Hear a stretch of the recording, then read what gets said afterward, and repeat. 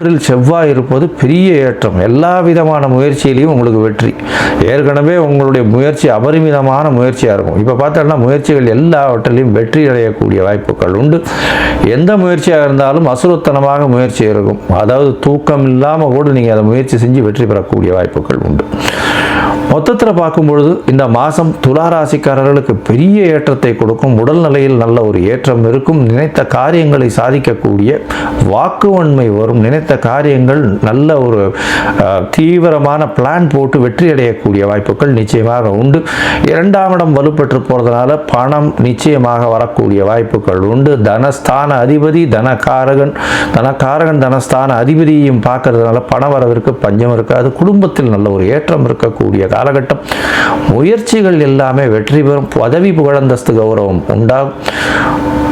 குழந்தை பிராப்தி ஏற்படக்கூடிய பாக்கியங்கள் நிச்சயமாக வரும். இந்த காலகட்டத்தில் தூக்கம் நல்லபடியாக இருக்கும்.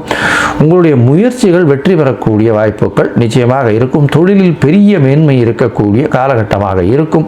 புதிய தொழில்களும் அமையக்கூடிய வாய்ப்புகள் உண்டு. வேலையில் மாறுதல்கள், வேலையில் ஏற்றங்கள், வேலையில் ப்ரமோஷன்லாம் வரக்கூடிய வாய்ப்புகள் நிச்சயமாக இருக்கும்.